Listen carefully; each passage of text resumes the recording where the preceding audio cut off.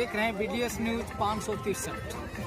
आज जहानाबाद जिला मखदूमपुर प्रखंड खलकोचक में हूँ। यहाँ पे आज माघ पंचमी सरस्वती पूजा का आज दिन है। यहाँ पे बहुत सा बगल में भी देख रहे हैं माता सावित्री बाई का भी प्रतिमा लगा हुआ है और बगल में भी ये भी देख रहे हैं कि सरस्वती जी का भी प्रतिमा लगा हुआ है। तो यहाँ पे आए हुए हैं मखदूमपुर विधायक सतीश जी आए हुए हैं यहाँ पे। और हम सबसे पहले सर ये BDS न्यूज में आपका स्वागत है। बहुत बहुत धन्यवाद सर। सबसे पहले आप अपना परिचय बताएं। हम यहाँ के राष्ट्रीय जनता दल के यहाँ से निर्वाचित विधायक सतीश कुमार। सर यहाँ पर जो हम यहाँ पे देख रहे हैं कि आज पूरा सगर में हम देख रहे हैं कि सरस्वती पूजा हो रहा है, लेकिन यहाँ पर खलकोचक में देख रहे हैं कि बगल में माता सावित्री बाई का प्रतिमा लगा हुआ है। सर इस पे हम आपसे जानना चाहते हैं कि बगल में सरस्वती जी का मूर्ति है और ये है, आखिर वजह क्या है और इसके बारे में हम जानना चाह रहे हैं। देखिए, देश में सरस्वती की पूजा इसलिए होती है कि विद्या के प्रतीक माना जाता है। लेकिन हम पूरे सब समाज से ये पूछना चाहते हैं कि इस देश में सदियों से जिस देश में सरस्वती विद्या की देवी हो, वहाँ पे महिलाओं को शिक्षा ग्रहण करने का अधिकार नहीं। यहाँ तक कि शास्त्र और वेद भी हमारे यही कहते थे कि ढोल गवार शुद्ध पशु नारी सब तारण का अधिकार है। उनको बदन ढकने का अधिकार नहीं था, उनको बाहर निकलने का अधिकार नहीं था। इस देश में यदि उनका बाल विवाह हो गया और उनके पति की मृत्यु हो गई तो उनके पति के साथ में जिंदा महिलाओं को जला दिया जाता था। तो उन पर्दा प्रथा, तमाम तरह की प्रथाएं, दासी प्रथा इस देश में थी। तो तमाम तरह के बंदिशें महिलाओं पे लागू था। लेकिन इस देश में जब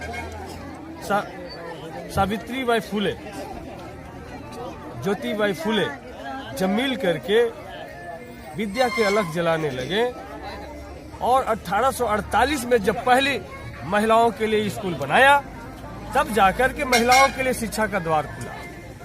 तो हम यही कहते हैं कि इस देश में वास्तविक इतिहास को भटकाने के लिए इस तरीके का तमाम जगह पे एक विद्या की प्रतीक बना करके पूजा की जा रही है, जबकि असल में देश की विद्या को घर घर पहुंचाने वाले हमारी राष्ट्रमाता सावित्री बाई फुले है। यदि सावित्री बाई फुले इस देश में पहली बीड़ा नहीं उठाई होती तो आज भी किसी भी जात और मजहब के मानने वाले लोग भारत में हो, उनकी महिलाएं आज भी अनपढ़ और शिक्षित होती और उन्हीं बेड़ियों, उन्हीं बंदिशों के साथ में जी रही होती जो धर्म में उनको जगह मिला था।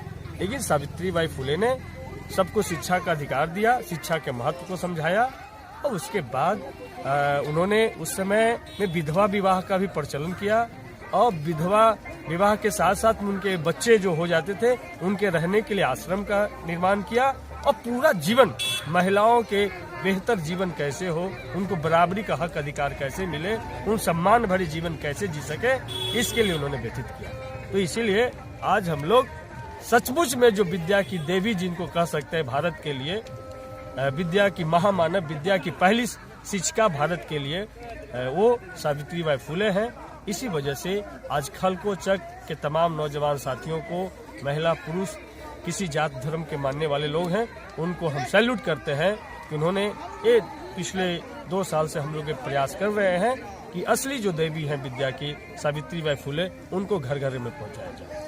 आखिर ये सभी जातियों के लिए इन्होंने विद्या का प्रसार किए और जब अधिकार नहीं था तो ये महिला ने पूरा एकदम वचनबद्ध होकर के इनको पता न क्या क्या प्रताड़ना मिला, सब कुछ करते हुए इन्होंने विद्या को मैंने ज्योति जलाए, तो भी लोग इसका पूजा करने से लोग क्यों इसको दबा के रखा, इस पे सर जानना चाहते हैं।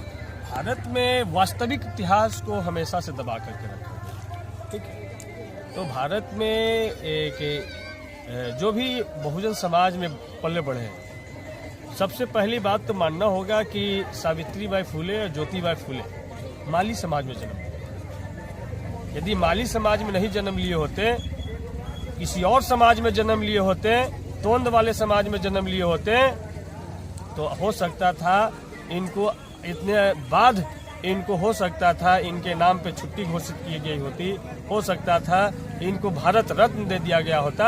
लेकिन जिस समाज में जन्मे हैं, जहाँ पे आप जात से नीच होते हैं, अपने कर्मों से नीच नहीं होते हैं। यदि आप मांझी समाज में जन्मे हैं, डोम समाज में जन्मे, चमार समाज में जन्मे हैं और कोई आप गुणवान है, सिलवान है, लेकिन कोई ऊंची जाति में जन्मा हो, न गुणवान है न सिलवान है, लेकिन वो पूजनीय है, आप पूजनीय नहीं है। तो इसीलिए सावित्रीबाई फुले जी के जो आज हम लोग गोष्ठी किए हैं, उनके जगह पे मूर्ति लगा करके और ये लोगों को बताने के काम कर रहे हैं कि असली विद्या की देवी यही है, और जो वास्तविक इतिहास को छिपाया गया था, उस वास्तविक इतिहास को हम गांव-गांव झोपड़ी में पहुंचाने की कोशिश कर रहे हैं। यानी इनका पूजा हर एक जगह पे होना चाहिए, हर एक विद्यालय में होना चाहिए। इन्हीं की पूजा होनी चाहिए, हर एक लाइब्रेरी में इनके किताब होनी चाहिए, हर एक लाइब्रेरी में इनके फोटो होने चाहिए, और बच्चों को पाठ्यक्रम में इनकी जीवनी को शामिल करना चाहिए, और इन पर फिल्म और सीरियल्स बनाई जानी चाहिए, जिससे हमारे जो नौजवान पीढ़ी है वो इनके वास्तविक इतिहास को समझें और इनसे प्रेरित लेकर के महिला आज भी वंचित रह गए लोग शिक्षा से, जो आज भी भारत का लगभग 40% आबादी अंगूठाप है, उनके बीच में शिक्षा का 50% हो सके और वास्तविक शिक्षा उन तक पहुंच सके। तो इसीलिए हम यही कहना चाहते हैं, इस देश में विद्या की देवी सरस्वती थी, लेकिन महिलाओं का पढ़ने का अधिकार नहीं था। विद्या की देवी सरस्वती को रहने के बावजूद भी शूद्रों को पढ़ने का अधिकार नहीं था। तो पढ़ने का अधिकार किनको था? ये सरस्वती जी किनको पढ़ा रही थी? जो टीक रखते थे, जनेऊ रखते थे, जो मोटा मोटा तोन रखते थे, सिर्फ उनको पढ़ा रहे थे। तो जब एकलव्य ने पढ़ भी लिया तो उसका अंगूठा उस जमाने में काटा गया था। जब विद्या सीख भी लिया गया तो शूद्र समाज के होने की वजह से, दलित समाज के होने की वजह से उनके अंगूठे काट लिए गए थे। तो इसीलिए शूद्रों को हमेशा से दबा करके रखा गया, बहुजनों को हमेशा से दबा करके रखा गया है। तो उनके जो वास्तविक इतिहास है, उनके इतिहास को आगे लेकर के आना होगा। चाहे साहू जी महाराज हो, संत श्रीमती दास हो, गौतम बुद्ध हो,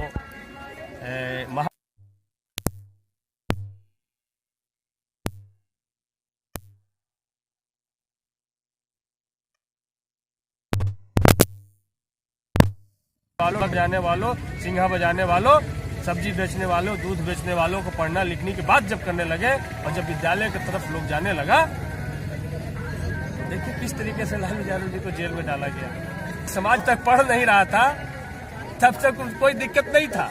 जब इन समाज को पढ़ाने की बात करने लगे,